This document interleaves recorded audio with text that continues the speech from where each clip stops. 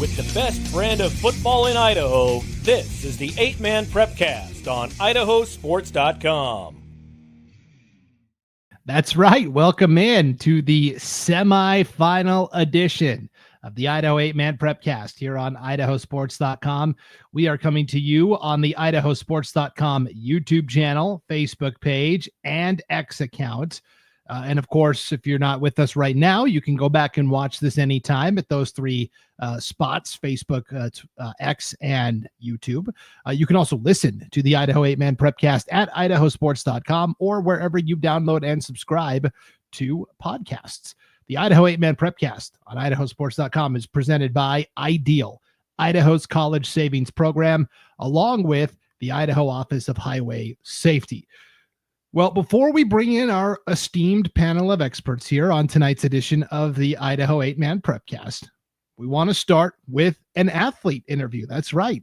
Not very often we bring on guests onto the show, but sometimes for special reasons, it certainly warrants it. And all season long, we've been talking about on the Idaho 8-Man Prepcast, our contest that the 8-Man Prepcast ran in conjunction with Ideal, Idaho's college savings program. Essentially, all you had to do was be a student, kindergarten through 12th grade, at a 1A or 2A school in the state of Idaho, a school that plays 8-man football. That was it. All you had to do was fill out the form, submit it to Ideal, and you would automatically be entered for a grand prize drawing of a $529 contribution to an Ideal 529 account. It's called a 529 account for tax code reasons, but $529 essentially to be used for anything post-high school. Could be college, could be a trade school, an apprenticeship. It can even just go into an IRA if you choose not to do any schooling. So there's a lot of options for our 529 winner. And I am so pleased to bring on our winner. It doubles up as an 8-man football player in the state of Idaho. I'd like to introduce you to sophomore from Kamiah High School, Rylan Skinner, our 529 contest winner. Rylan, congratulations. Thank you. And thank you for coming on tonight as well. We really appreciate it. Yep. Okay, so take me through, how did you find out that you had won? And then what was the feeling when you won the $529 contest? Well, I just come home from school and my mom told me, she said, "Hey, you won this scholarship that I entered you into." I was like, "What?" I saw the email on my school account and I was like, "Oh yeah, I should tell my mom about that." But I forgot. And then she entered me into it without telling me. And then I came home and she told me about it. I was like, "Okay, thank you." I just was so surprised. Yeah, mom always knows best. That's for sure. Mm-hmm. Good thing she was kind of like the second line of defense because, yeah, you got the email, but then you forgot about it. So it's a good thing mom was there for the backup. Exactly. Awesome. Okay, so then funny story. I was broadcasting your game Friday night at the Kibbe Dome, and I did an interview with you there as well. But I had to bring you out under false pretenses. I spun this big story about, hey, you were our outstanding sportsmanship award winner for the game. Could we do a quick post-game interview? And I thought I was going to be real slick and then surprise you with the announcement that you had won. But you already knew before I told you. Have any of your teammates heard about this? Have you gotten any feedback from anybody at Kamiah High School? No, I don't. I just told a couple of friends.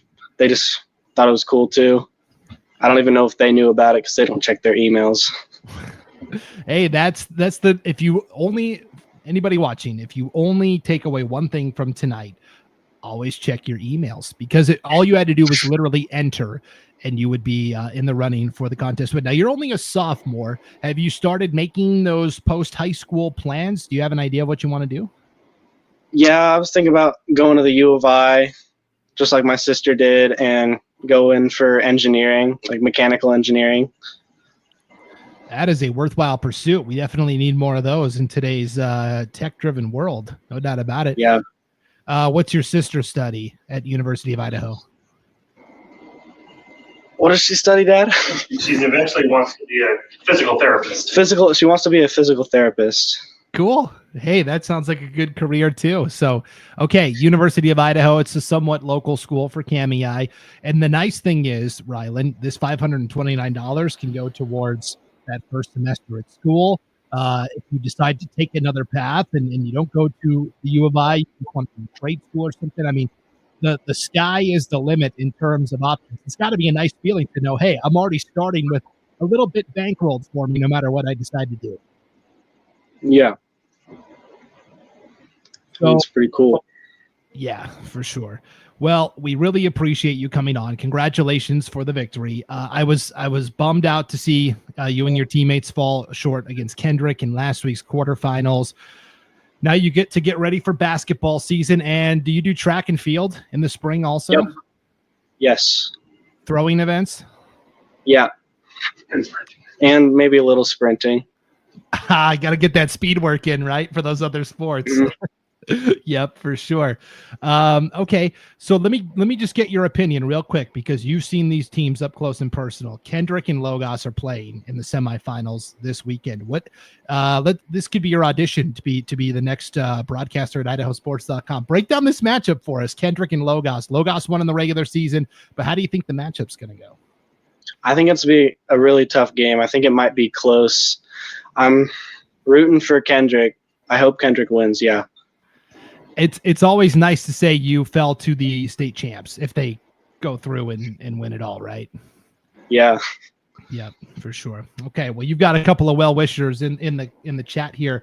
Kristen Clute says, congratulations, Rylan. And Heidi Clute says, go Rylan as well. You're going to be the most popular guy in town after this interview.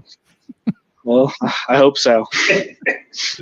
All right. Well, thank you, Rylan. Thanks to your dad, Brandon, as well, for getting this set up and facilitated. And congratulations on winning our inaugural 529 contest. I'm very thankful for you guys, too. Thank you. Of course. Yeah. Glad to help out. And I think this was a huge success. And I don't see why this wouldn't continue in the future. So again, Rylan Skinner, sophomore, two-way offensive and defensive lineman as well from Cami High School. Congratulations again, and good luck in basketball season. I'm excited to see you out there on the hardwood. Thank you.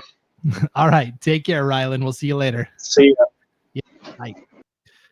All right. How cool is that? A local kid, obviously an Idaho kid, wins the contest, but it's nice that he's an 8-man football player as well in the great state of Idaho. Rylan Skinner from Cami.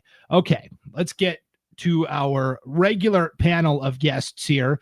You know him as one of the greatest coaches in Idaho 8-man football history from Cary, Idaho, Coach Lane Kirkland. What's going on, Coach? You make that up better every week there. I don't know if I believe that or not. It's good to be here tonight and talking about the semifinals. Congratulations to Rylan. I love seeing that track and field sweatshirt on you, buddy, and hope to see you in Middleton in May. Yeah. You'll have to make a beeline for him if you're at state track and seek him out, Coach Kirkland, for sure. And for the rings, yep. Yep. Let's also bring on the man who dutifully broadcasts from his kitchen table each and every week here on the 8-Man Prepcast. It is Will Hoenike. Yo, what's going on, Will? The fridge is full. Went shopping the other day, and I have a request. I want Rylan's dad feeding me info, too. I mean, that was a big hit when he came through with what Big Sis is doing up at the U of I. I kind of swing and miss on those kinds of things. So can I get him here to help me out? What do you mean? There's room right over here for him to stand off, just like he was with Rylan. Oh, I see. You want a coach. You want a coach in the corner to kind of coach you up on what to say. I do. He came through, and you have that moment of need at any given time. You got to have that guy there who knows the answer, and he knew the answer. He was ready. Yeah. Well, we'll see if we can coach you up tonight and get through what should be a very good semifinal show. Hey, here's Paul Kingsbury, the guy who pays the bills here at IdahoSports.com. Coach Kirkland isn't just the best coach ever in 8-man; he is the greatest coach ever. Wow. Yeah, it's because we drink Mountain Dew together and had a good time here in Cary the other night. Yeah, Thanks, Will, Coach Kirkland made his live broadcast debut in terms of broadcasting a game, doing some color commentary. He loved it so much you signed up for it again this week. Paul invited me. I didn't even have to say anything. So Paul is the greatest owner of IdahoSports.com ever. Yeah, only owner too, but only one owner. We'll put the asterisk there. Okay, let's get it started here with what was a really fun battle in the quarterfinals. We always start the Idaho 8-Man Prepcast with our game of the week. What was the most exciting game start to finish? There was one really good game at the 1A level, one fantastic game at the 2 level, two totally different games. One was low scoring defensive. One was like shoot them out. Last team with the ball was going to win. So let's start with the high fly-in offensive assault between Hagerman and Valley, guys. This was insane. Valley has the lead late in the first of all, Valley jumps out to a multiple score lead in the first half. Hagerman undeterred, keeps clawing back and getting into it. And so let's fast forward to the fourth quarter. Valley's got the ball. They've got a lead. They're trying to run the clock down a little bit. And then they decide to dial up a pass at the goal line, and Kai Kendall snuffs it out and takes it back 98 yards for a pick six. And just like that, in one play, Hagerman all of a sudden was in front 56-52. Yeah, the ultimate, flipping of the script. Valley, even if the pass is incomplete, they still have the ball, right? And there's about a minute left to go in the game, whatever. Now let's say that pass is complete into the end zone for a touchdown. Now it's game over for a different reason, but Kai Kendall, a guy we've been talking about on this show for 3 years now, being a great ball player, and you talk about those, kind of those Heisman moments, so to speak. That might have been his Heisman moment. Jumping that route, picking that pass off, and outrunning the entire town of Hazleton all the way to the other end for a touchdown. And you want to talk about, on one side, pure elation, but the hearts that he broke on the other side, because Valley was in position to win that game, and he comes up with not only that play, but then I assume the play you're going to talk about next. But huge, huge, huge play by that young man. For sure. Here's Sarah in the chat. Getting me straightened here, guys. Hagerman led through the first half. Thank you for that, Sarah. I was broadcasting at the Kibbe Dome while this game was going on in real time, and so I was trying to follow it as best as I could, but with so much scoring, it kind of became impossible there. So thank you. So Hagerman leads 56-52. Coach, Valley doesn't fold. They get the ball, and they march it down the field, and they're getting ready to score. At the goal line, ball gets punched out. Kai Kendall again, Johnny on the spot, recovers the fumble with about 20 seconds to go, I think, and that was all she wrote. Two incredible defensive plays, but Valley still almost pulled this one out.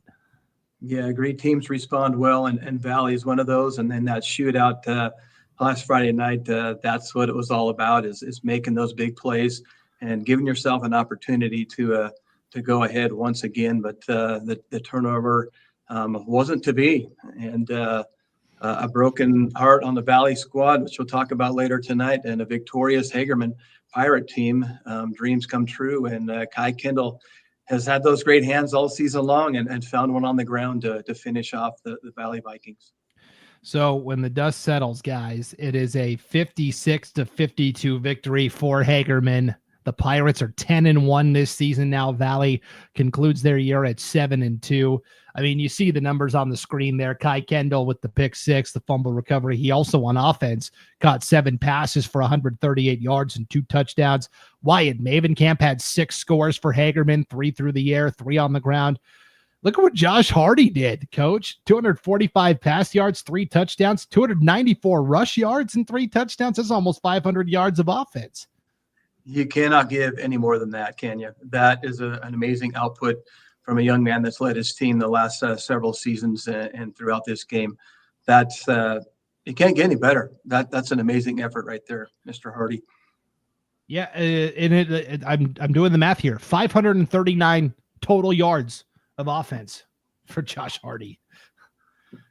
Insane. Yeah, that's a tremendous output. I didn't do any math on that one tonight, fellas. It's just say that's a lot of production there, and needed to probably stop up at the gas station and fuel up a few times to continue that run. What a great season that Josh Hardy has had. Yeah, Will, this is a classic example of turnovers can really hurt you. I mean, the total yardage, Valley had 691 yards of total offense. Hagerman, quote unquote, only had 451. But look at the number of plays. Valley ran 105 plays. Hagerman only ran 33. And yet, sometimes in football, a team can run triple the amount of plays as you, but if you make some high impact plays and cash in, you can win. Yeah, I was really impressed with Hagerman taking advantage of the opportunities that were afforded to them and creating some of those opportunities, because that last fumble we're talking about, there's a Valley player who's running towards the goal line when the ball gets knocked free, and Kendall's able to jump on it for the game-saving fumble recovery there in the end zone. So, Valley threw a lot of haymakers in this game, and they 56-52. That's about as fun as it gets in 8-man football when you're talking about big play one way, big play the other way, both on offense and defense. And I know that there's a lot of hurt on that Valley side right now to be so close to getting into that semifinal round. They got nothing to hang their heads about at all. Hagerman's a heck of a team. That was a heck of a football game. And I think that you're just looking at 6 names on your screen right now, and every one of them 5 years from now, we can run into them at the local True Value hardware store, and they're going to be able to tell stories from that game 5 years, 10 years from now. And those types of games don't happen all the time. Yeah, this is a game they're going to be talking about for a long time. Hagerman gets revenge. Their only loss this year came to Valley in the regular season. Hagerman on the revenge tour gets the win there. Before we give our final farewell to the Valley Vikings, we've got a grandma from Hagerman, Team Grandma. She's done such a great job sending us all sorts of great pictures all year long, Will. This is a from the bottom to the top. Coach Kirkland talked about this a few weeks ago with you got to have the youth programs, and then it builds into junior high and high school. She sent us these pictures around October, and I thought it'd be cool just to share them. You can kind of see Hagerman really succeeding at all levels this year. So here are the varsity Pirates on the way to the end zone. It looks like it's going to be a nice touchdown reception. Here's the JV team. The JV team in a win over Butte County earlier this year, by the way. The junior high Pirates playing Raft River, getting ready to take in a touchdown. And then here's my favorite one, Coach. The Pee Wee Pirates, the little guys. They also had a fantastic season as well. Classic photo right there. Go 14. Run it in, baby. Got 67 leading the way there. Just opening a big old hole there. Or 87. Sorry, 87. I think that's McCoy running too. I see a piece of tape across the front there. Go McCoy. Get her done, man. You're the future. Yep, that's pretty awesome. So let's see. Oh, here is, Sarah in the chat, guys. Graham Cam is the best. The future is bright in Hagerman. Yes, thanks to our Graham Cam photo taker, Stacy. She's done a great job all season there for Hagerman. But let's get, so Hagerman moves on to the semifinals. We'll give our final farewell. This is something we've done for every 8-man team in Idaho after they've been eliminated from postseason contention. We give them kind of a final farewell and a final send-off. Here is our final farewell to the Valley Vikings. What a season it was. Coach Kirkland, for Brian Ayers in his second year, a 5-0 record in the conference, 7-2 overall. They're losing some high-impact players, Josh Hardy, Pedro Robles, but they've got a bell cow running back to build around next year. Yeah, nothing to hang their heads on or down there for a very long period of time, even though there were some heartache caused there. But a great season nonetheless for the Vikings, and they're back in action and back on the board, and we'll see those guys again on the football field, and they'll rise once again. I know they will. Yep. So a final farewell to the Valley Vikings, and boy, just an absolutely devastating loss if you're a Valley fan or a player or a coach or a parent. And this happens, right? In football, especially, only one team can end the regular season or in the postseason happy and with that first place trophy. There are no consolation games. So everybody except for one team is going to end with that feeling of defeat. And that is our Coach's Corner segment for tonight. The thrill of victory, but sometimes as well, as they used to say on ABC's Wide World of Sports, the agony of defeat. Coach Kirkland, go ahead and take it away. Yeah, so I've titled this tonight, the agony of defeat. Man, some of you played your hearts out, and there's 8 of you schools going home or not playing this coming weekend because of loss last weekend. So this is dedicated to you tonight and to all of you athletes out there. The last few weeks, but especially this weekend, dealing with sudden and season-ending losses that caused you, if they were large or great, it's over. But I pulled up some photos here for you to take a look at. And if you're watching this live here, if you look at the scoreboard in that first photo on the top left, the score is 41-35. And obviously the clock ran out as someone scored, no extra point needed, and the defeat is over with. And then you see the young man sitting in the grass, and game is over. Dang it, we lost. Is all that's going through his head. And man, he just can't believe it. And then a coach, of course, the coach's hugs taking place down below there is what you want to see. And what happened with your coaches this past weekend is you walked off that field the last time, maybe as a senior, maybe as a younger player, but it's finished. And to U8 schools listed there, Wallace, Rimrock, Cascade, Rockland, Hoenike, Valley, Council, and Grace. Well done. And just a couple names to go with that. Hardy, and I guess Vargas is coming back. Clute, Miller, Parrish, Hatfield, Gomez, and Kimball. Congratulations on great seasons, and keep your heads up. There's a lot left to go in your life. So how do you deal with that? It's over reality, which many of you are facing right now. Being upset and hurt is normal. That's what it is. That's why you play the game. That's all about what life is. Sometimes it's not fair, but we have to go forward. But time will heal everything. My dad always said, just give it some time, son. It'll get better, and it will.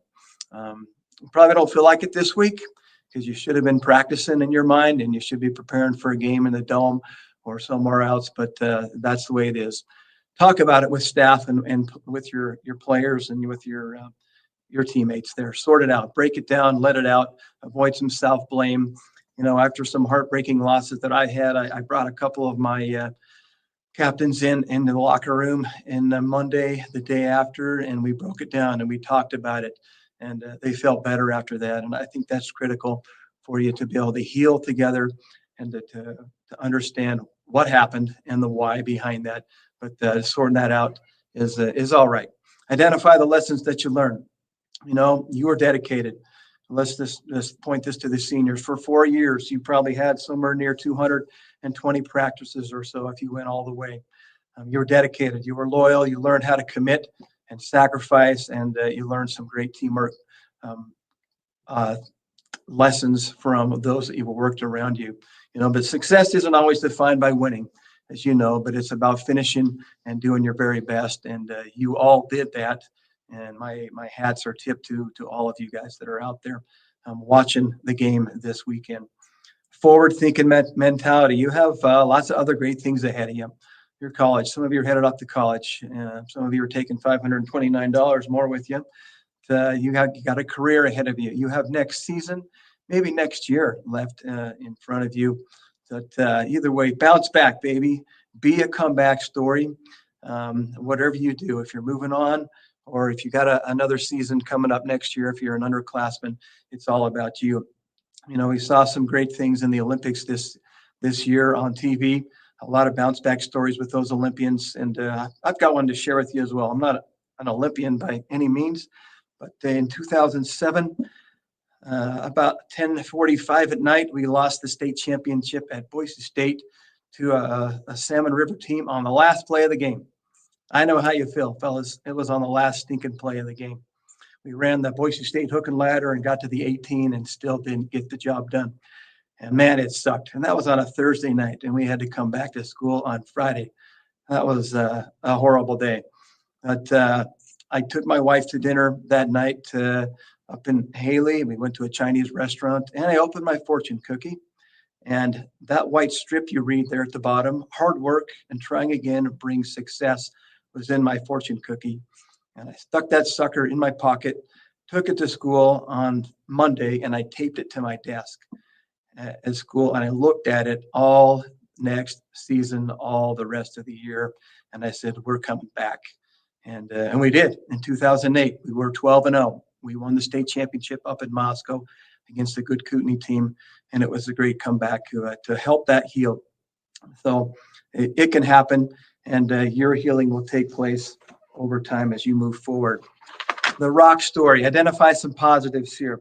There was a man who was asleep one night in his cabin when suddenly light appeared in his room, and it was God. And God said, I have a work for you to do.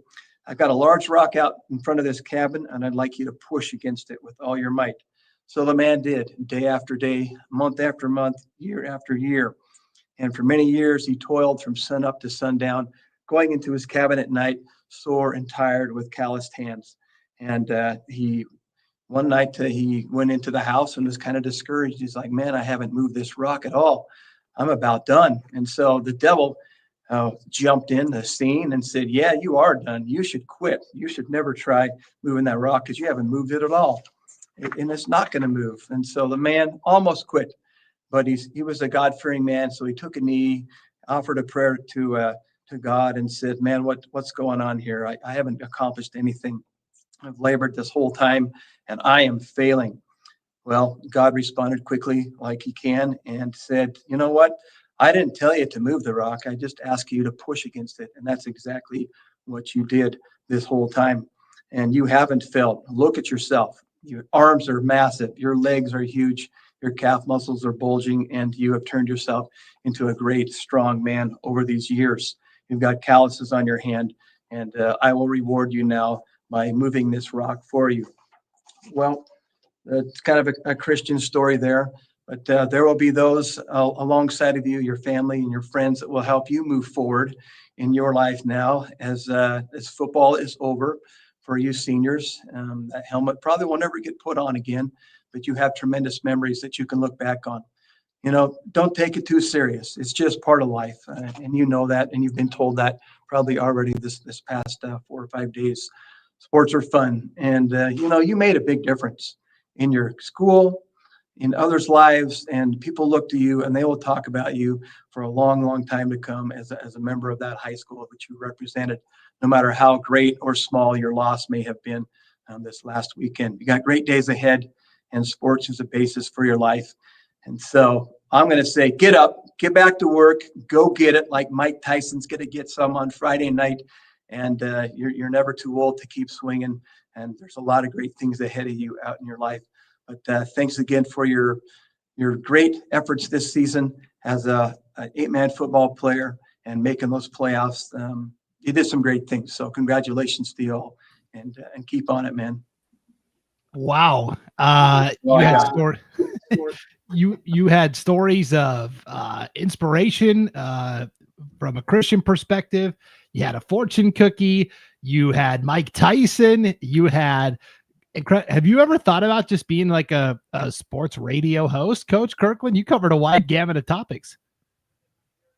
Oh man, that's a lot to cover there. But thanks for the compliment.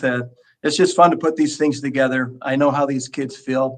I had 44 losses in 22 seasons, and 18 of those losses were big ones in playoff scenarios or championship games. I lost 5 championship games, fellas. It hurts. It hurts. But I know where you're at, and you'll make it and push forward. I hope to see you in person along the road sometime, and we can chat about it. Yeah. The big takeaway I had from that was losing stings, but Chinese food helps. Chinese food is the answer to everything. That is true. And Coach, you also had some history in there. And I don't even know if you guys know this, but Kootenai, that game you're talking about, it's the last time a District 1 team has played for a state championship was that game. Yeah, I think that's correct. And they had a great team up there. Unfortunately, Ben Shannon, their great running back, was injured about a series in, broke his elbow, I believe it was. But, Panthers prevailed. Well, let's pivot to the rest of the quarterfinals that happened last week in kind of a similar situation. Well, last Thursday night, as Rimrock traveled to Arco to play Butte County, and the injuries just started piling up one after another. It leads to a 72-21 victory for Butte County. But man, you got to give a tip of the hat to Ronaldo Gomez. He went out there and left it all on the field, threw a touchdown pass, left with looked like a bad injury in that second quarter, right? And then he came back out onto the field and continued to try and compete. They were able to do some things offensively, but Butte County just overwhelmed them. Defensively, Rimrock just didn't have enough answers. And I think that says a lot more about Butte County than it does Rimrock. But as soon as you take Ronaldo Gomez was out with an injury, though he did get back into the game at a couple of points for specific situations. Cass Bachman was out of the game with an injury. You know, when you're taking out some of the biggest BBs out of your BB gun, it makes it really hard to compete on the road against Butte County, you know, a well-rested Butte County team on top of that. And Coach Thorngren's team looked every bit the part. You know, you look at that score and you think, yeesh. But like I say, I think that's a lot more positive for Butte County than it is negative for Rimrock. Yeah, I mean, they are the defending state champs for a reason. Coach, I want to hone in on Razor Duke here. What's more impressive to you? He had 7 rushes, 4 of them ended with him in the end zone, or was it the 3 sacks on defense? Well, I watched part of that game there, and Razor Duke's speed has improved so dramatically over the last season. I'm impressed with those rushes. I think that's got him to be able to push his team to those large scoring numbers. Really impressive carrying the ball, that's for sure. Yeah, 8 for 140 is nothing compared to 7 for 150. Yeah, Rawson Twitchell, only 140 yards, only 2 touchdowns on 1 extra. Come on, Rawson. We're just kidding, of course. So, Will, let's give a final farewell to the Rimrock Raiders. It was a fantastic season for them. They win the Western Idaho Conference by going 4-0. They finished 6-3 overall, which is their best finish in years. I mean, I don't know. Yes. I don't know how far back you got to go, but a long time. And yes, they're going to lose Ronaldo Gomez, who did it all, right? Ran the ball well, threw it exceptionally well, played all-state defensive back, was a kick returner, was the kicker. I mean, I think when he was a sophomore, somebody sent me a clip. They were playing Hawaii, Nevada, and he came out and drilled like a 38-yard field goal. I mean, just an incredible athlete. But they do bring back – go ahead. He's one of the best, all-around players in the state of Idaho. And sometimes I think he got kind of lost in the mix because Rimrock, A, they have struggled for several years, and B, they're kind of out on top of a hill in the middle of nowhere outside of Mountain Home. So they're not a program that people see on a daily, nightly, weekly basis of anything like that. But for head coach Sam Ward, you mentioned, over 500, perfect in conference play. They broke Notice's stranglehold on the Western Idaho Conference Championships. They go to state for the first time in years. Just no matter what happens going forward, 2024 is going to go down in the books as one hell of a year for the Rimrock program. Yeah, and a lot of young guys that are coming back next year. I mean, Riley Gonzalez, only a sophomore, Kaz Bachman, a junior. So I'm really interested to see where Riley Gonzalez goes, because when I would talk to Coach Ward, he would point out Gonzalez quite a bit and say, that's a guy that just plays his you-know-what off every night. And in the 8-man game, you'd like to put 8 of them out there every night. And so when you've got somebody that you can point to and say, go play the way he does, a rising tide lifts all boats, right? So hopefully for Rimrock, that means that this isn't just a one-off. And next year it's back to the 1-7, the 2-6 type season. Hopefully that this is the beginning of a crescendo, not only for Rimrock, but for the Western Idaho Conference, which has been down for a while. It'd be nice to see the whole conference kind of trend up. And there are a lot of good young players in that league. Yeah, it was a somewhat young league this year. Notice had a lot of young guys by the end of it. Idaho City and Wilder had a lot of freshmen and sophomores, Rimrock. So this is a league that, you could see some familiarity starting to develop over these next couple of years. So that's the top half of the bracket, Butte County and Hagerman. Bottom half of the bracket, it was the 2 games I was at. So I'll share a little bit what I saw, and then I'll get your guys' analysis as well. The first game of the doubleheader last Friday night at the Kibbe Dome was Logos and Grace, a 58-18 victory for Logos. The Knights improved to 9-1. Such symmetry. Seamus Wilson had almost identical passing and rushing yards, 140 passing, 142 rushing, 3 touchdowns both ways. But really, the strength of Logos, and it doesn't get talked about enough, is this defense. George Evans had a sack, a strip sack, and a fumble that was recovered by Ben Carlson early in the first half. It was inside Grace's 20-yard line, really a pivotal turning point in the game. Ryan Daniels had an interception on defense. Seamus Wilson is a lockdown corner. Very rarely does the ball even get thrown his way on defense. You've got Carlson and Gunnar Holloway at the linebackers. Peter Story, the nose guard, is an all-white pine type of performer. There are a lot of dudes on that defense, Coach Kirkland, and that to me is the real key to Logos' success. Yeah, they've really, looks like they've really worked on that over this last season and been able to dominate and get things figured out there and get guys in the right place, which is a big part of that, and being able to get aggressive and scouting and just playing your game and assignment football is critical there. So there certainly are holding teams to a little less than they wanted to score. Yeah, and on the Grace side, no head coach James Newby. He was ejected from that first round game against Prairie. Now, he didn't pick up 2 personal foul penalties. He picked up one, and assistant coach picked up the other, but it all falls under the purview of the head coach. And so 2 personal fouls against the sideline equals an ejection. I felt really bad. He couldn't even travel with the team up to the game, so he had to stay home and listen to it on IdahoSports.com. Grace did as best as they could, Will, but when I was talking to Coach Kimball pregame, Coach Kimball and Coach Draper were kind of leading Grace in this one. He crossed 13 names off the roster because of injury.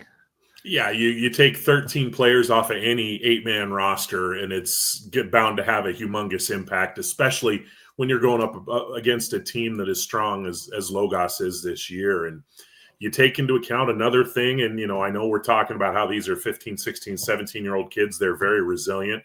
Think about what Grace has done in the last 2 weeks as far as Grace all the way up to North Idaho to play Prairie. They win, they go home for a few days, and then they have to go all the way back. And they were even staying for this game. They were staying in an entire another state because they couldn't find hotel rooms. So, this group of athletes faced a lot of adversity last week. They hung in it for, the better part of the first half. It was still a game early in the second half. And then Logos, you mentioned it. They're very stout defensively. They have a ton of guys on offense. You didn't even mention Dom Porras or Lucius Comas or Baxter Covington. You didn't even mention those guys. They've got so many guys that can hurt you in so many different ways, whether it's on offense or defense. And then, oh, by the way, let me point out the 13 guys on my side who aren't even going to be able to play. That's a lot of adversity for them. They went out there, they gave it their best, and they just ran into a team that on that night was a little bit better. Yep. So Grace, really, the analogy I used was they pretty much had one hand tied behind their back the entire season. They never really had a game where they had their full complement of players. So it's just one of those years for Grace. Let's give them a final farewell. The Grace Grizzlies, 6-5 this year, 0-1 in the High Desert Conference. It's just them in Butte County. Braden Kimball will depart via graduation. He had 2 touchdowns in that game last Friday. But Gavin Draper and Coach, you would love this guy, Chase Smith. He's a running back that comes in. He's like a bruiser. He's like 6'2" and probably like 220 and just a man between the tackles. Yeah, I'll have to watch some film on that guy. I know Grace has a great track and field program. Perhaps he's a thrower there. We'll take a peek at that, and should be fun to watch and listen for him next season. That's a man right there that's pushing on a lot of rocks.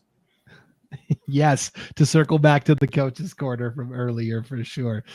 So a final farewell to the Grace Grizzlies. And then our final game, the second game of the doubleheader inside the Kibbe Dome. It was an all White Pine affair. It was Kendrick and Kamei, a 58-14 game. Now this final score was a little deceptive. This was an 18-6 game at halftime.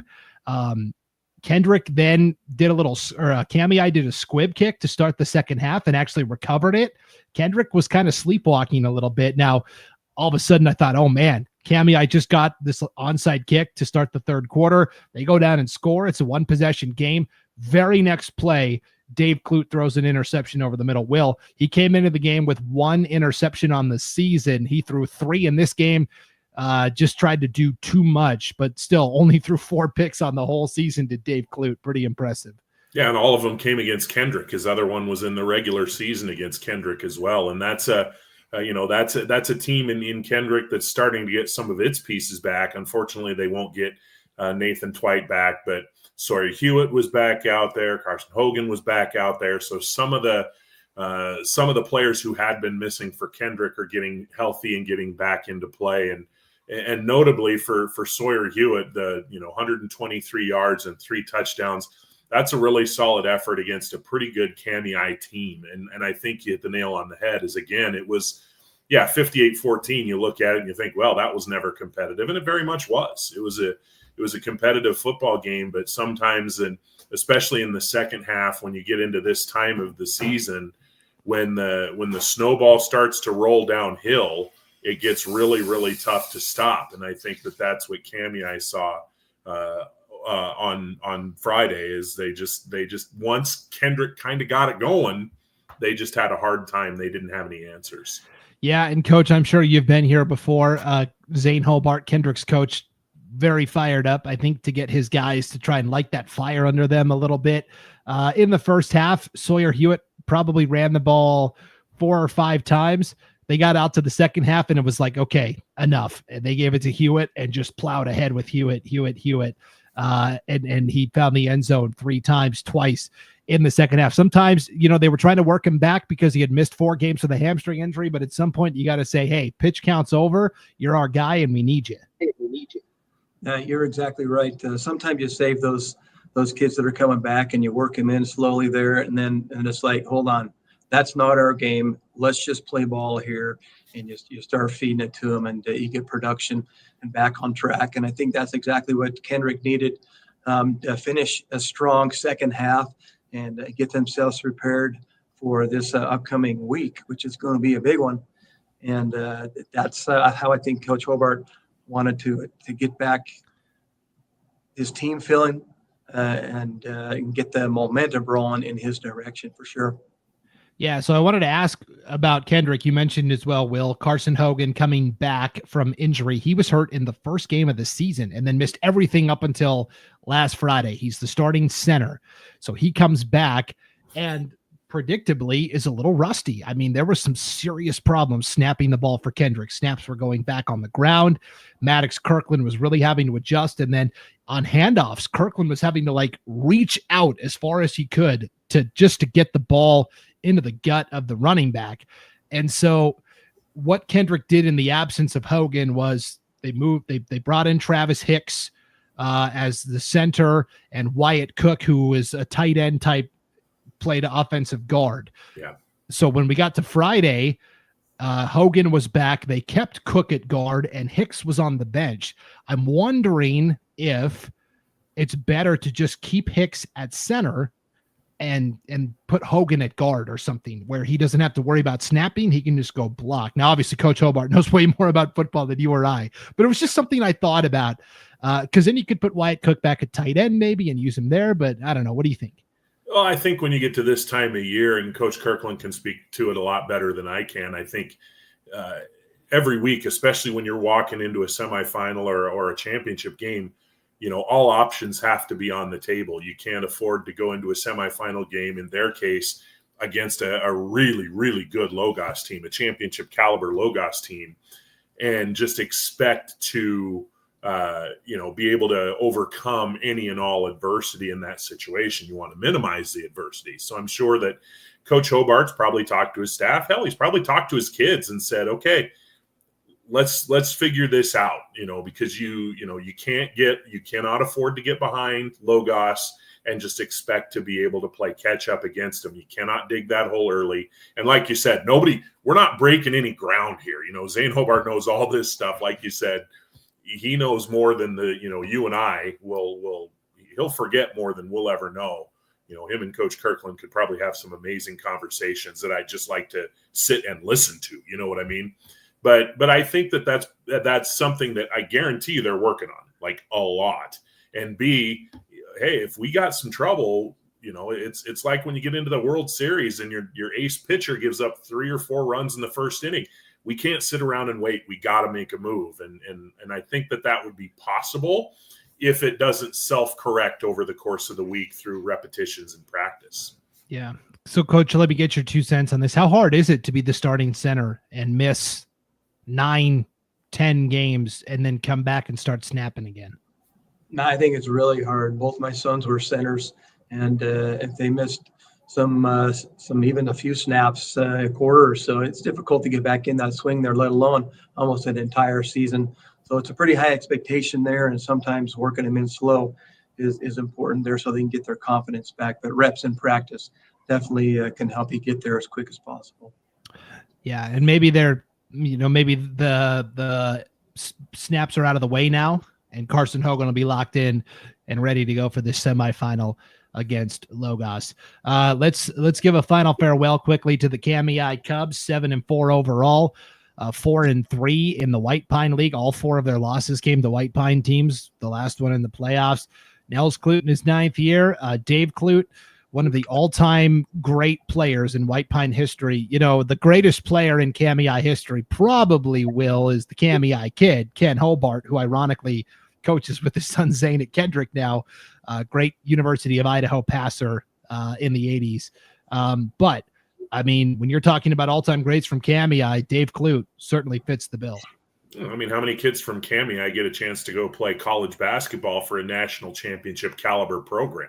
And, so we're talking about football, a kid that goes through his entire senior year with only 4 interceptions and, an incredible completion percentage and leading his team all the way to the state quarterfinals in his number 2 sport. that alone speaks very highly right there. But just Kamiah in general, you look at, David Clute there on the 3-star nominees, but the other 3, junior, sophomore, junior, the cupboard is not bare in Kamiah next year. They got some good players coming back. Yeah. Everett Oatman is a great running back, receiver. Todd Roberts is small, 5'7", 120, but boy, he plays fearlessly and mixes it up at linebacker really well. They do have Lawson Landmark, who missed a lot of the season with a broken collarbone, but he came back just in time for the playoffs. I think he might move to quarterback next year from wide receiver. And so, yeah, this is a Kamiah team. Yeah, you're losing the big dog at the top, but you're bringing back a lot of, and including 2 sophomore offensive linemen in Damian Ochoa and Rylan Skinner, our guest earlier tonight here on the 8-Man Prepcast. So, yeah, the future in Kamiah is certainly bright. I did want to give a final touch on Dave Clute's career numbers, Coach Kirkland, because as a coach, taking care of the ball is always the most important thing. In his career, he ends up throwing, I think it was 82 touchdowns against just 11 interceptions. It's just phenomenal.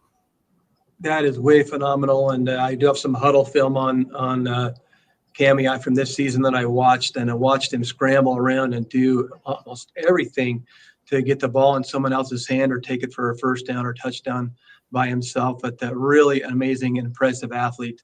And he's got a bright future ahead of him and led his team really well this season. Yeah. And really, he had to take on a lot of the rushing for Kamiah this year. They were really counting on Jaden Crow being a solid bruising type running back. He got hurt very early in the season too, and they just didn't have any big. All the other running backs were just kind of small, light guys. So Kamiah wanted to be a power rushing team, but sometimes you got to change plans based upon injury. But a final farewell there to the Kamiah Cubs. And here's Kristen in the chat. Way to go, Dave. Proud of you and our Cubs. Yes, they had a fantastic season up there in Kamiah for sure. All right, let's take a look now at the semifinals. The final 4, as it were, in the 2A ranks as we pull it up here. I'll put you 2 to the right there so you're not lopped off. So Hagerman and Butte County. This one's going to be in the ICCU Dome in Pocatello Thursday night, 5:30 kickoff. And then Kendrick and Logos will play at the old Bengal Field in Lewiston. Grass field. I love it. 6 o'clock kickoff Friday night. Let's start with that Butte County Hagerman matchup up top, Coach. What is your X factor for this game? Ooh, X factors. It's going to come down to possessions, of course, and 2-point conversions and taking care of the football. The Hagerman is hungry right now, and I think Butte County better brace themselves for a storm. But I know that Butte County feels like they are on fire, according to Coach Thorngren, and everything is aligning with the stars in the universe. And I think it's going to be a really great shootout there. And I'm going with my Butte County Pirates, like I chose the beginning of the season to be over top of the other Pirates. It's going to be a pirate ship battle, man. It should be a good one. Will, what does Hagerman have to do to get a win here? They have to maximize possessions. I mean, I think, Coach kind of touched on it when he mentioned possessions. You can't turn the ball over a lot because Butte County, the style of offense they run, you can blink and 4.5 minutes are gone off the clock, and you can't afford to give much ground when you're playing a team like Butte County, even though it's indoors, it's on the turf. Hagerman, they've just got to maximize those possessions. And when they got a chance to make a play, be it a pass reception or a hit the hole on a run play, or hey, there's a loose ball on the ground, I better get on top of it. When you got a chance to make those plays, go make those plays. They've got enough playmakers, now just go make plays. Yeah. This will be a fantastic battle. Stars galore. And then how about the rematch on the bottom, guys? Kendrick and Logos. These two play now. These are both rematches. The only team that's beaten Butte County this year is Hagerman. How hard is it to beat the same? We hear this cliche all the time, Coach. How hard is it to beat the same team twice in 1 year?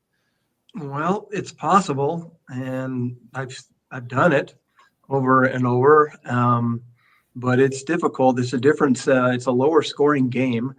Usually the first half, though, the winning team in the previous matchup starts out a little slower. From my experience, is what we did. And then we kicked it into gear a little bit. But all these four teams are hungry. Kendrick hungry to get that four-peat that I'm not sure any 8-man team has ever done. They've proven the 3. Oakley proved the 3 last year.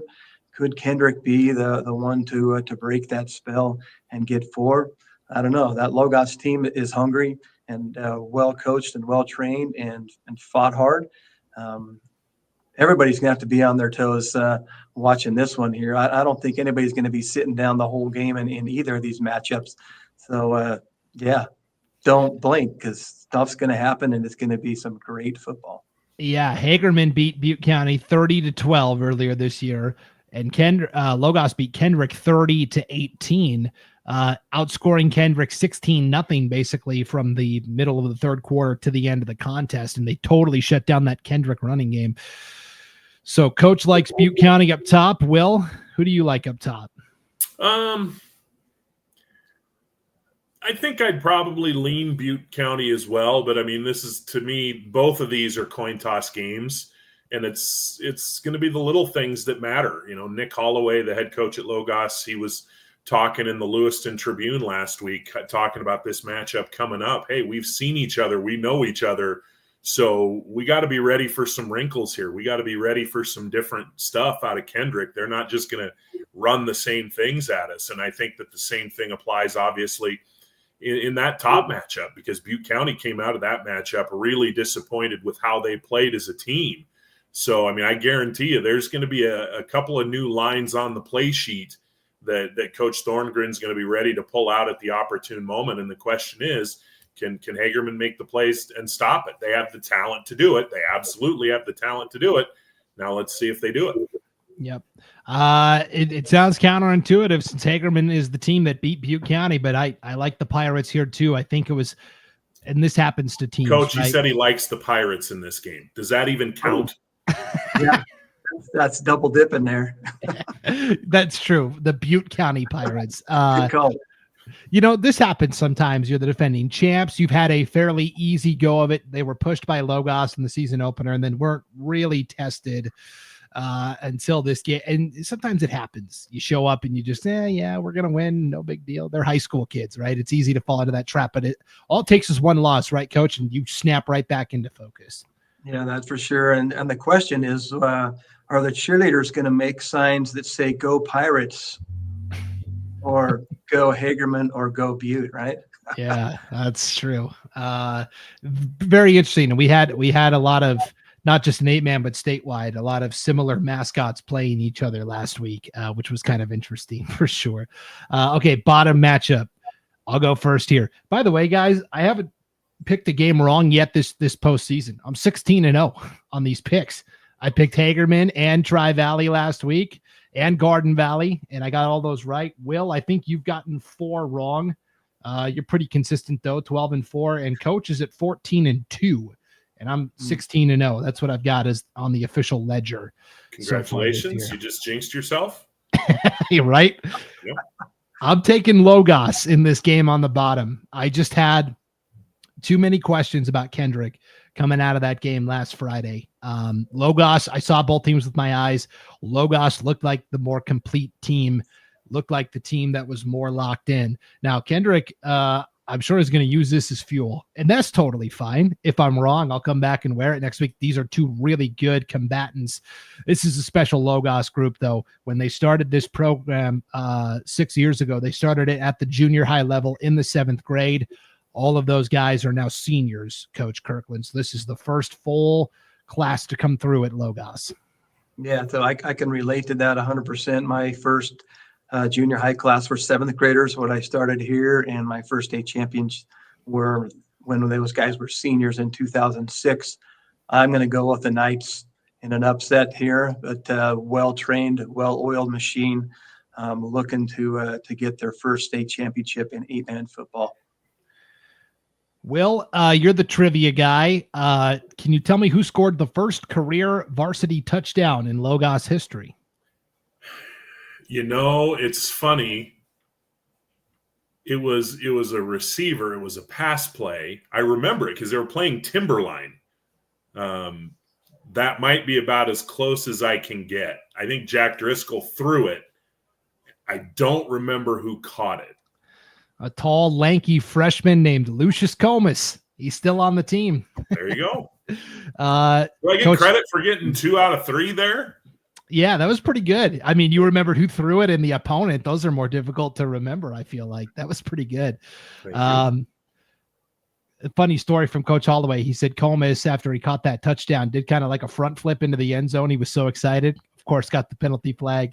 Got a little butt chewing on the sideline too, but all's well that ends well, I suppose. So, Will, what's your official prediction for this Logos Kendrick game? You guys both told Logos, and since you were so eloquent in pointing out that I'm in last place in the prediction pool here, I feel like I have no choice but to take Kendrick. A, I think they're going to win the game, and B, it allows me to gain a game on both you guys in the standings. So write me down for Kendrick.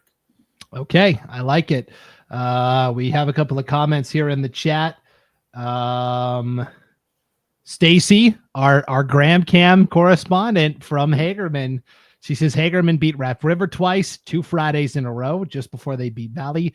Teams can be beaten twice, and Hagerman is certainly hoping, and Logos is certainly hoping they can do it for sure. And we were talking about Dave Clute. Here's Leah, Dave's mom. Mama Clute is very proud. We got the whole Clute clan watching tonight. I love it. Feels like it's about half a cameo. Right? Hear from a lot of them every week. Yes, we love it. All right, guys, let's shift to the 1A bracket, and let's start with what was the most exciting game at the 1A level for different reasons. Low scoring affair. Old conference rivals here, Garden Valley and Cascade, right here, 22-20. Garden Valley gets the victory.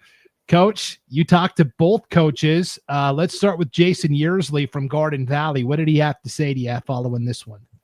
Yeah, pretty much. He said we were just patient. We just hung in there and kept doing our thing and played good, controlled football, and tried to capitalize the best that he could on those council turnovers, which I believe there were 5 in the game there. I think Garden Valley had a few of their own, I believe, from the film that I've seen. But a patient Coach Yearsley and Trevor Korn just continued to pound. Max Yearsley making some big plays in the open field there. Just enough. That extra point, man, was the victory there. But it came down to defense in this game to finish, which I'll let you guys take care of here in a minute. Yeah, I think Coach Yearsley was taking notes earlier this year when you did the coach's corner on those 2-point conversions. I think he said that was the key. I mean, the conversion there to win by 22-20. All 3 scoring plays for Garden Valley came from 60-plus yards out. Tyler Rowland threw a big touchdown to Max Yearsley. Trevor Korn broke off like a 60-yard run or a 50-some-yard run. And then kind of the bugaboo for Council here, Will. So many fumbles. This is something they run into from time to time. I said it early on in the season. It was a problem for them. They were fumbling the ball too much. Coach Kirkland alluded to it. They turned it over 5 times. One of those fumbles was picked up by Tristan Leslie. He took it back 60 yards for a touchdown. Now, Council got their own defensive score. Wade Vining jumped the pass and took it back for a pick 6, but man, you can't turn it over that many times in the playoffs and expect to win. It's really hard. It's, we talk about maximizing possessions, and you're not maximizing possessions if you give the ball away. And Council, I mean, I'm sure they had to have walked off the field wondering how they lost this game. And, they were stopped at the goal line basically as time ran out in the first half. So there's a touchdown. They get stopped on a 4th and goal from like the 3-yard line or something with just a couple of minutes left in the game. That could have been a go-ahead touchdown there. You mentioned the turnovers themselves, 4 or 5, however many it wound up being. It felt like, as I was tuning in and listening to the game, Logan Green was on the call for IdahoSports.com. It felt like every time he was talking about how Council was just chewing up these big swaths of yardage and then just not able to punch it in. And then meanwhile, Garden Valley, and again, this is from listening to Logan. Obviously, it was an audio-only broadcast, so I didn't get to watch it. Basically, you take out the touchdown pass to Yearsley, the corn run, and then the fumble return for a touchdown. Garden Valley didn't do a lot on offense, but this goes back to what we talked about earlier about maximizing opportunities. And Garden Valley did that. They maximized their opportunities, and they're rewarded by advancing to the semifinals. Yeah, it was a tough loss for Council. They finished the year 7-2, and Coach Yearsley just always seems to find a way in the playoffs. He'll take a team on the road somewhere and get to the semifinals. He's done it a couple of times now over the past couple of seasons. So let's give a final farewell here to the Council Lumberjacks. Will, look at all these 3-star nominees you lined up for them throughout the season, and 4 of them are underclassmen. The only senior is Wade Vining, who is a tremendous talent. His older brother Wyatt is playing at the College of Idaho. I could easily see a Vining brother package there. But Jimmy Tucker, just a freshman. Owen Hatfield, junior quarterback, is going to come back. They went 5-0 in the long pin this year. They are going to be excellent once again next season. Oh, they're going to be really good. You get Owen Hatfield back. You get a healthy Garrison Zielinski back. He was dinged up a little bit at times this year. Remington Kroll, he's a guy that a lot of people are already saying, hey, this is a guy that's probably going to have an opportunity to play college football somewhere if that's what he wants to do. And then I've had multiple people tell me, Jimmy Tucker, he's a freshman, so Owen will be a senior next year. Tucker will be a sophomore. By the time Tucker's a senior, there are going to be some people around Council trying to remember who was playing quarterback before he did. That's how highly they think of Jimmy Tucker and his athletic ability. So that Council team, Tri-Valley only loses a couple of seniors. Garden Valley doesn't lose, I don't think, too many seniors. There are a few, but not a ton. It's, and it feels like we say this all the time, but man, the long pin was legit this year. It's going to be legit again next year, and Council's going to be right there in the mix. Yep, great job by Coach J.C. Tucker in his first year there at Council. A final farewell to the Lumberjacks, the long pin champs. Okay, so Garden Valley moving on. They're going to get to face an old familiar friend, the Cary Panthers. Boy, howdy, Coach Kirkland. This is the game you were at this past Friday, 86-8 over Wallace. Wallace, the league champ from the north, had to travel down and play Cary. I mean, geez, Preston Wood, 3 of 3, 2 touchdowns, 77 yards. Really, this game snowballed quickly in the first half, but what were your takeaways from this one? It really did. The play calling by the Panthers was dynamite, if you want to call it that. The first 5 possessions, 5 plays each scored, and the number 6 possession took 2 plays to score.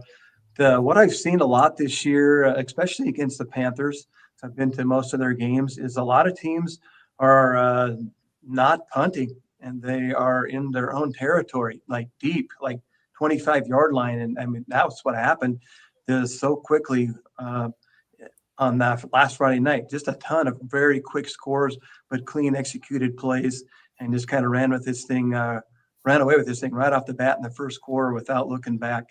A well-oiled machine after 3 weeks off. Yeah, I asked you about the rust last week, and you kind of dismissed that immediately. That was that was evident. Oh, the kids were so hungry to be able to play somebody else in a good minor team that traveled a long way here, but definitely we're ready to rock and roll, and it was really clean football. Yep.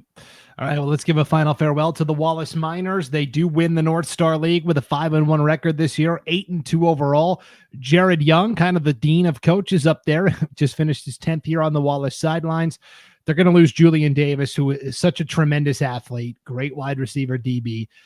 But you know, the talent is there. Cooper Miller, freshman quarterback. He'll probably be all league first team, I would assume. Alex Grubbs will be coming back from injury, the junior running back. Reese Williams was a great sophomore two-way lineman, really good pass rusher from the defensive end spot.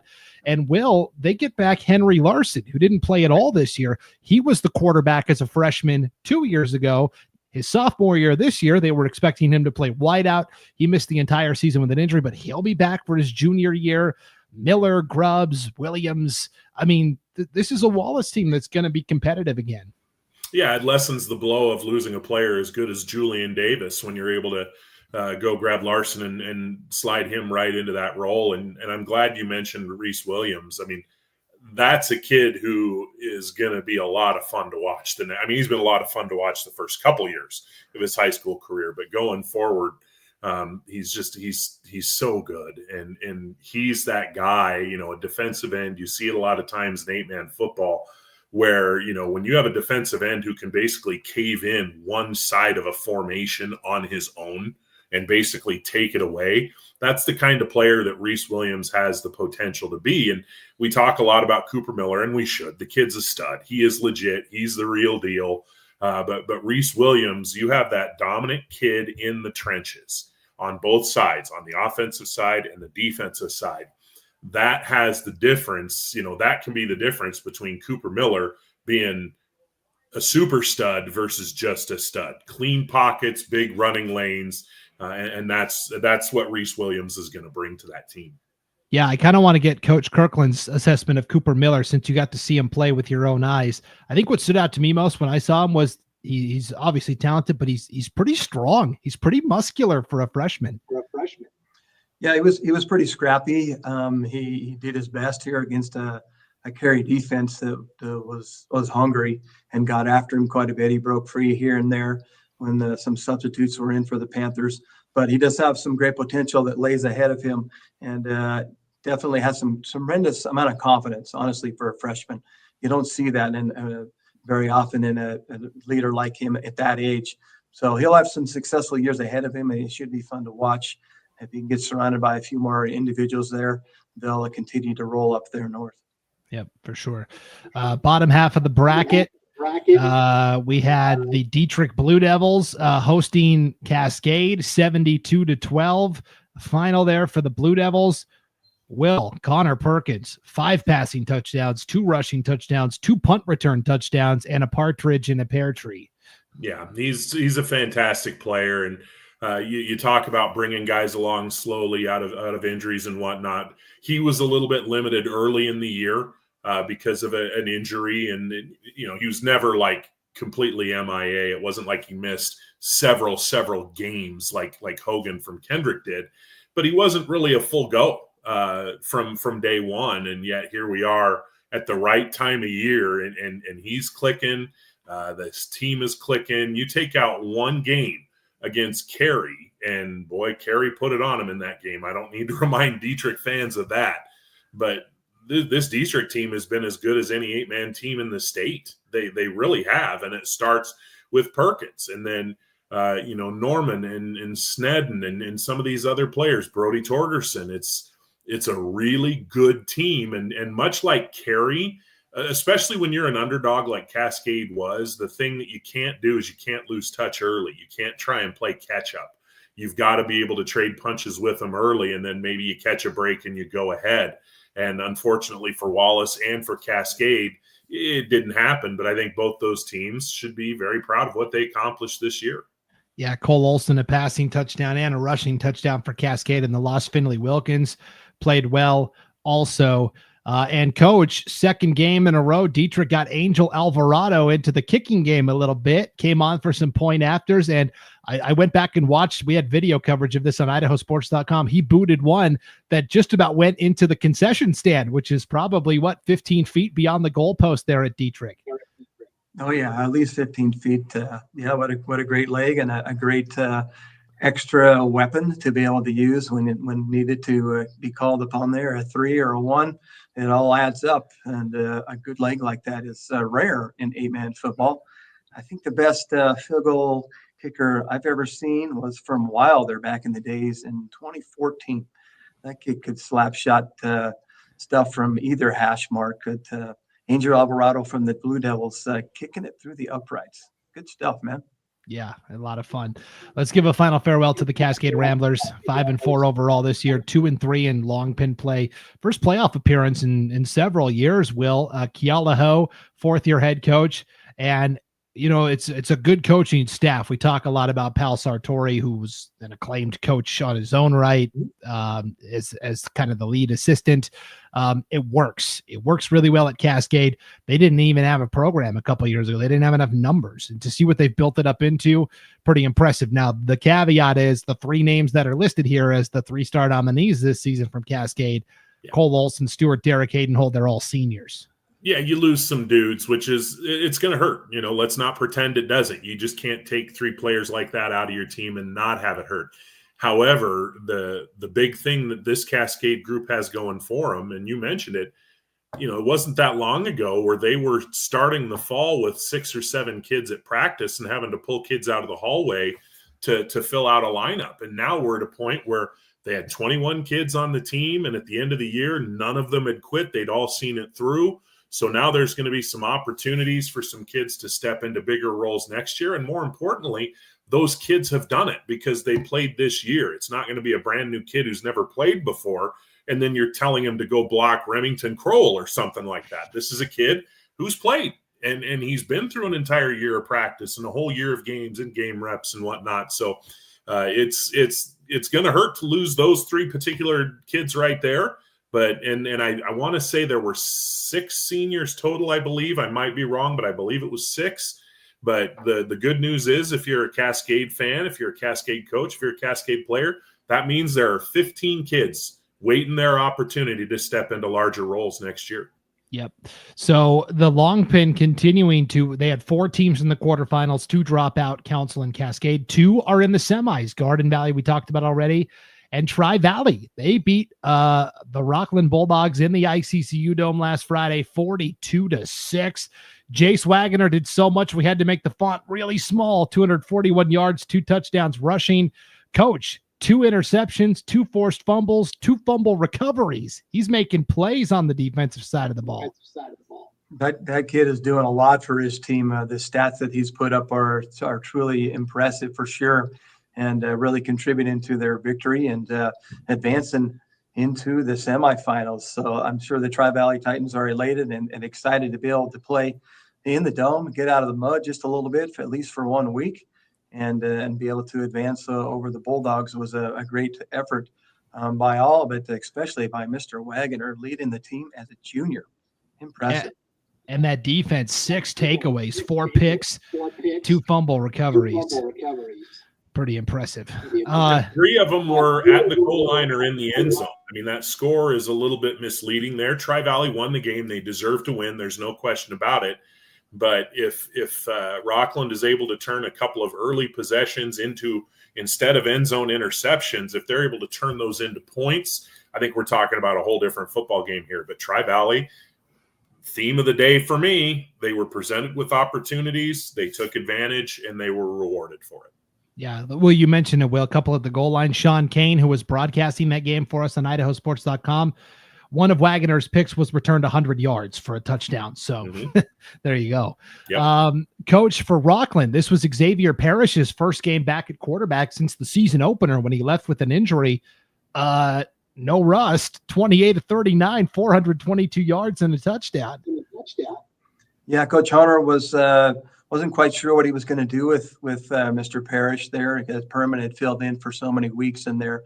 But it looks like he made a great call there, and Parrish contributing as much as he could. That's a lot of yards, guys, for only 6 points, and you got to feel bad for the Bulldogs. They're not capitalizing on all those. That's at least worth 20 points, isn't it? But nonetheless, it's got to cross the goal line, is what they say in the rule book there. But a valiant effort from the Bulldogs to finish, and it's good that Mr. Parrish was able to come back and contribute to his Bulldog team and give all he had there. Yeah, ultimately, kind of like empty calories a little bit, all those passing yards and only the one touchdown, just the way it goes sometimes. Coach, let's give a final farewell to the Rockland Bulldogs, 4-0 in the Rocky Mountain Conference this year, 5-4 overall. Jerry Hunter, I know you talked to Coach Hunter a lot throughout the year. This was a fun group of Bulldogs to cover, and they'll have good athletes again next year. Yeah, Coach Hunter really enjoyed working with this group here. He had some injuries that hampered him, but made some great adjustments to still get him to the quarterfinals, which is good coaching and good kids and great support community there for Rockland. He texted me a lot. He always gave me a bunch of information. He was enthusiastic and very positive about his team and his squad and their efforts, and complimentary to all of them. So our compliments back to you, Coach Hunter, and the Rockland Bulldogs for a terrific season.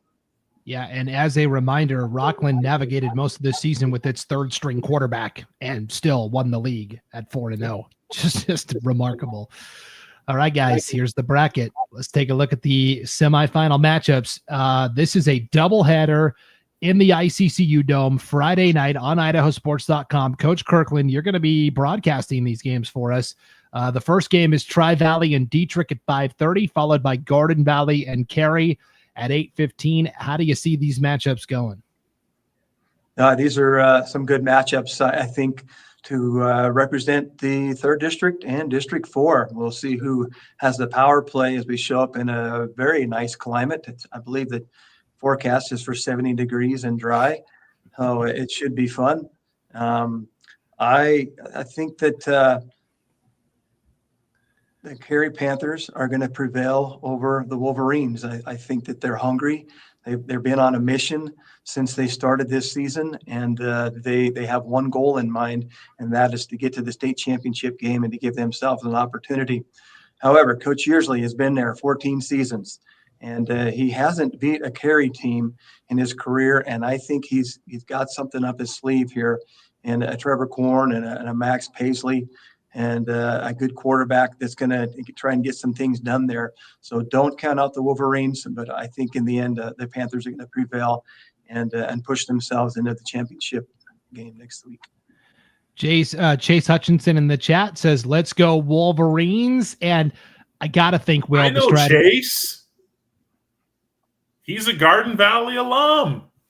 Yeah, well, there you Back go. when Makes they had sense. an 80-yard field, and if you ran through the end zone, you ran down a hill. Wild times at Garden Valley for sure. Will, I gotta think the game plan is try to ball control, keep that Cary offense off the field, and Trevor Korn's kind of the perfect guy to do that. It is, and then defensively, the thing that they have that the one advantage that I think they have over just about everybody they've played so far is they can play so big and physical with Korn and with Trustin Brown and with Rex Fackrell and Keegan Welsh. They can Max Yearsley at safety. They can get big and they can lean on some people. And if they can slow that tempo down a little bit, the one thing for both of the valleys, both District 3 teams, don't lose touch early. You know, stick in that game early. Don't go in there with the deer in headlights. Go in there loose, relaxed, have fun, and get to halftime and see where you're at. Make sure you're in position to give it a rip in the second half. I think both of them are talented enough to do it. But like last week, you know, you're talking about Cascade and Wallace both lost touch early. They both got into holes early. And I think that that's going to be, to me, that's the number one key for Garden Valley and for Tri-Valley is to, I mean, whether you're shutting them down or whether you're trading scores, stick with them.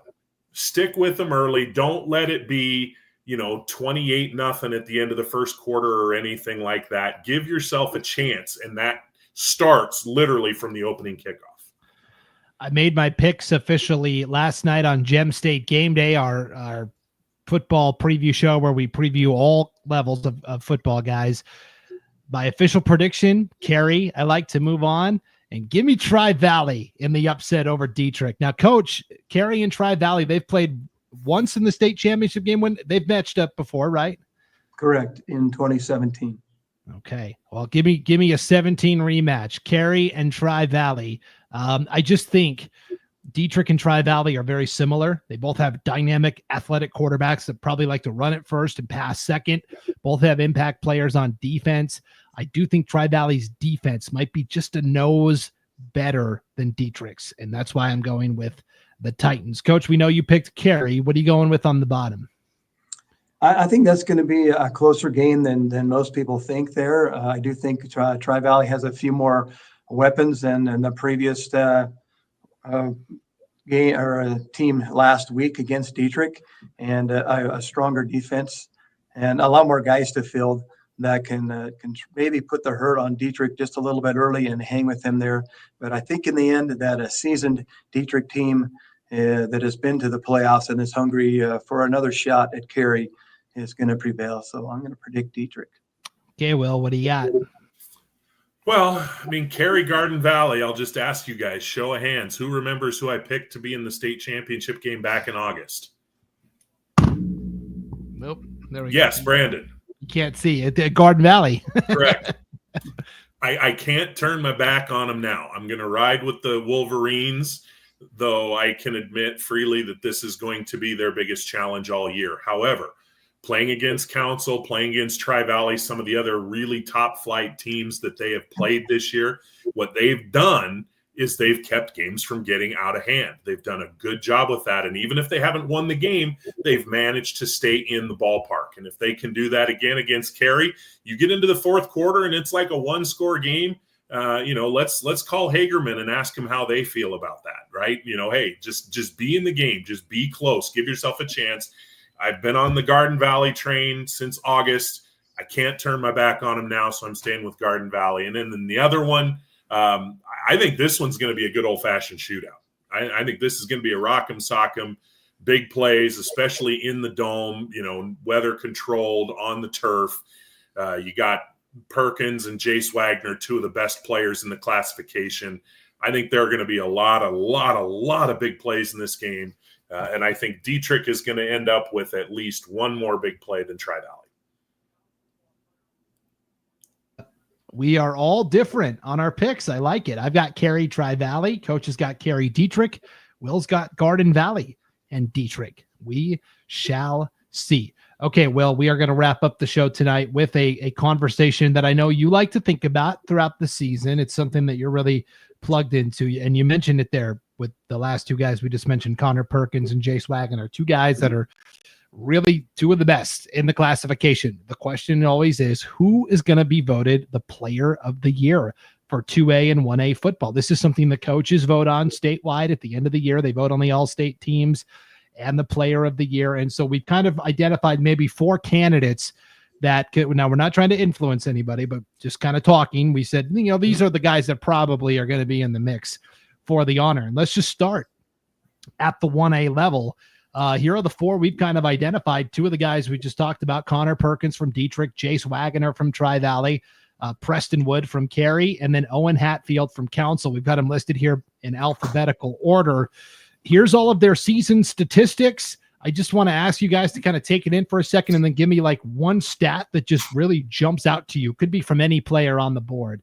I'll start the exercise though. And to me, it's Jace Wagner for Tri-Valley, 75 tackles on defense from a defensive back. I mean, that's pretty remarkable. 6 picks as well. So Man, 75 tackles. That's the most of anybody on the board. Of course, all these guys are acclaimed quarterbacks, but they also all play defense. And Wagner has the most stops, and he's got 2 defensive touchdowns, 5 fumble recoveries, 2 forced fumbles. I mean, that's pretty good. Will, what's the number that just jumps off the page at you? Well, a couple of numbers jump off the page at me. First of all, you're looking at Jace Wagner with 42 total touchdowns, and then you go up to the top right and you see Connor Perkins and you see 46 total touchdowns. But the thing that also I have to keep in mind, and why this always ruminates in my head, is over the course of the year, the past several years, I've been doing Idaho 8-man for 7-8 years now, and every year there's a player that I'm not necessarily thinking of that winds up, if not winning player of the year, a coach will tell me, oh man, he was my number 2 or something like that.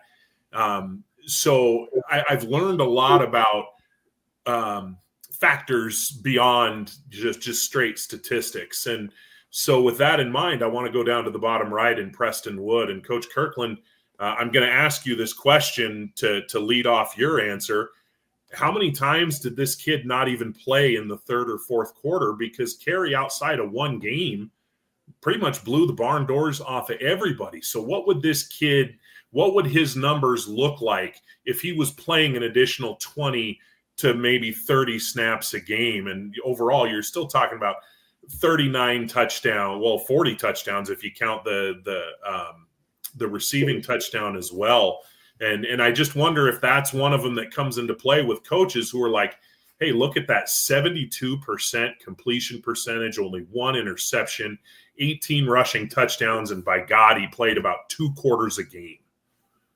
Yeah, that's a factor that's always come into the Carey stat player of the year kind of deal there, where we kind of have a plethora of athletes to pass the ball around, and games get over so quickly. But like I said earlier, so many teams this year, I've been shocked, have gone for it on 4th down in their own territory.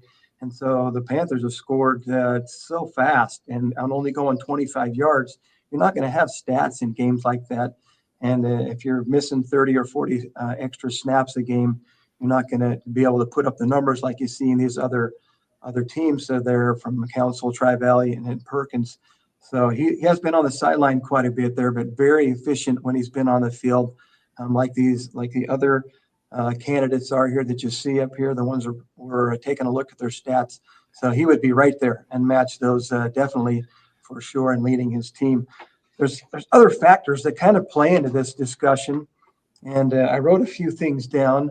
It's not only their performance, but individual games where they match up against quality teams, or against like opponents, or against each other. Maybe we'll see some rematches here in the head-to-head.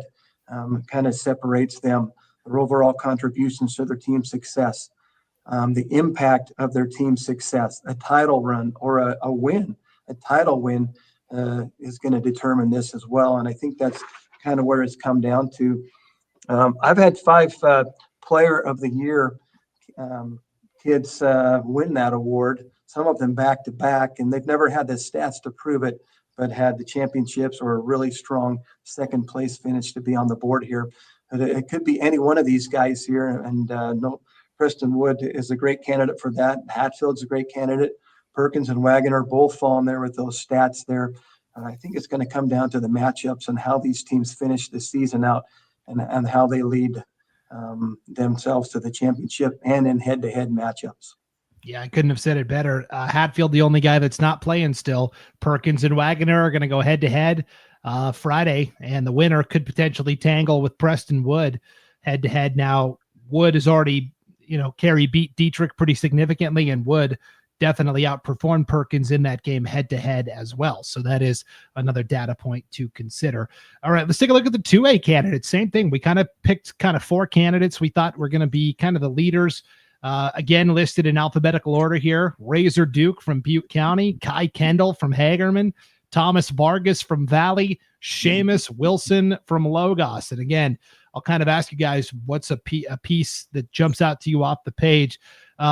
We had a hard time coming up with the Butte County guy because Razor Duke has rushed for over 1,000 yards this year. Ross and Twitchell has rushed for over 1,000 yards this year. Keaton Archibald doesn't throw the ball much, but he directs the offense, and his job is to get everybody lined up and in position. Keaton Archibald could probably throw, 20 times a game and light him up if he wanted to, but that's not the game plan. And so Keaton Archibald, even though he doesn't have the stats, is a guy that is one of the best quarterbacks in 8-man football as well.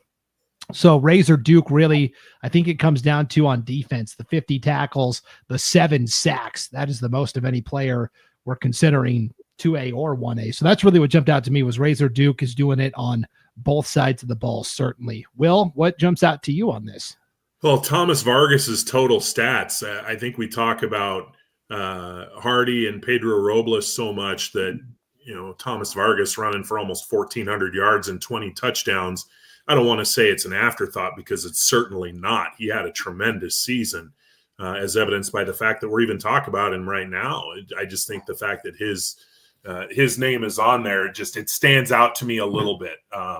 He's had a fantastic year, and I oftentimes I'll go to look for that so-called Heisman moment. And, I wonder if Kai Kendall had his last week, that 1,800 receiving yards. Are you kidding me? I mean, that's just silly. I mean, that's straight out of Tecmo Bowl, drop back and throw deep to Jerry Rice on every play. That's what that is right there. And Seamus Wilson, first-year quarterback, goes out and 29 touchdowns and 4. I mean, all 4 of them, they all stand out to me.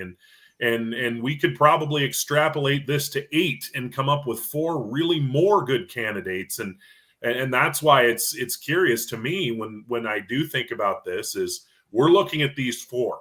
Any of these 4, I think, could be the guy, and I wouldn't be shocked. I also wouldn't be shocked if it's somebody who's not on the screen right now, because it's a good crop of 2A players this year, the players that are just having exceptional, well-rounded, all-around seasons. I mean, it could even be guys from the same teams. You think about what Wyatt Mavenkamp has done at quarterback for Hagerman this year. I mean, somebody's throwing the ball to Kai Kendall, right? And it's Mavenkamp. Well, same with Josh Hardy in Valley. What did he 500-something total yards last week of offense? Or not all purpose, but total yards. Yeah. You're exactly right. There are multiple players on all of these teams who are worth paying attention to. Yeah, Coach, I think kind of like you said at the 1A level, we're going to get some head-to-head matchups here. We're going to have Butte County and Hagerman in a rematch. How does Razor Duke do against Hagerman? Can Kai Kendall break free against a good Butte County defense? And can Seamus Wilson carry the Logos Knights into the championship game? We talk a lot about, I think the best player in the classification is probably Sawyer Hewitt from Kendrick. He's one of the few that's going to go D1, University of Idaho, but he did miss 4 games with injury. That's why he's not in consideration here. So can Seamus Wilson carry Logos to a championship? That might be enough to push him across the goal line. I think what happens these last 2 weeks is really going to impact this race. Yeah, that's for sure. And when I saw these numbers, I was looking at Seamus passing yards there. I thought there would be a few more, but I looked down further, I see 92 rushes for almost 1,000 yards. That's where it's at. I mean, take off and run, and that's a dangerous guy. A double threat there that you can't account for in 8-man football with 53-yard wide field. That's incredible contribution there. It'll be interesting to see if he can continue that performance. And then, of course, Kai Kendall's 72 receptions. How many players on a team don't have that many in their whole career?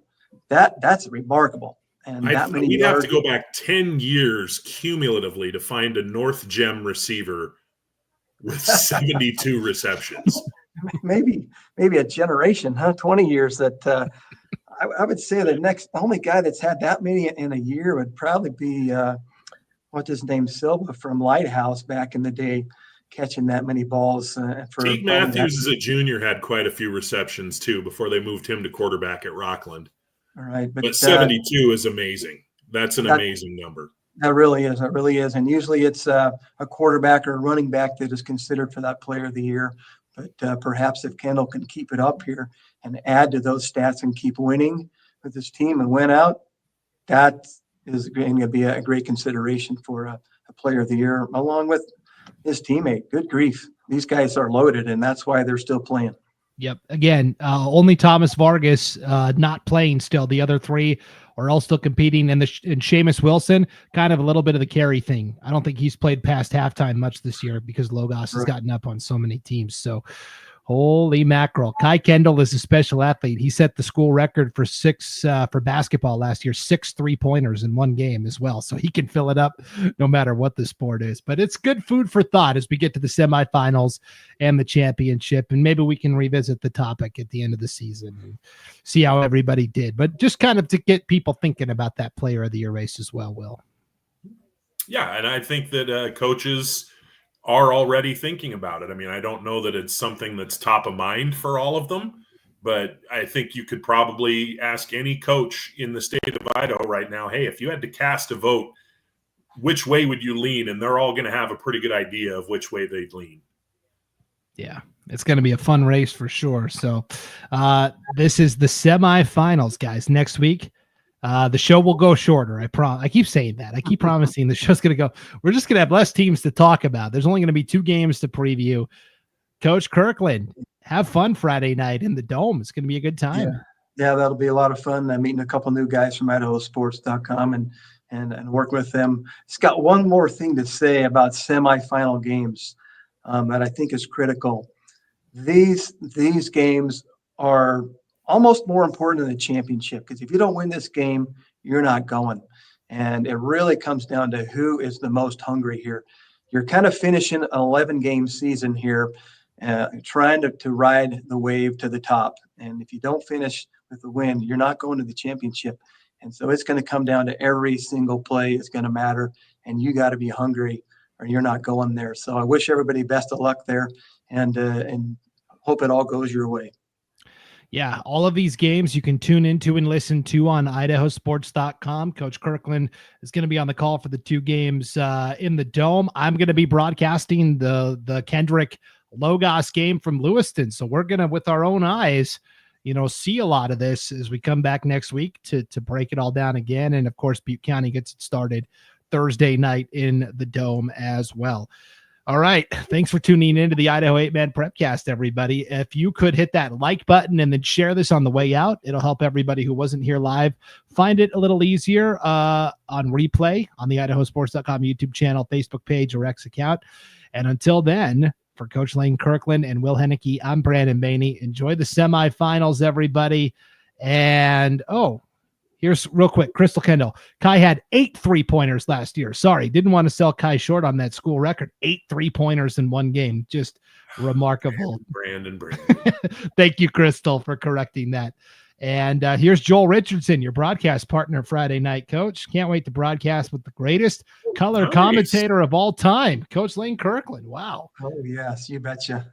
It'll be fun, Joel. All right. Well, we will see you back here for the championship edition of the 8-Man Prepcast next week. But until then, thanks for watching, everybody, on IdahoSports.com.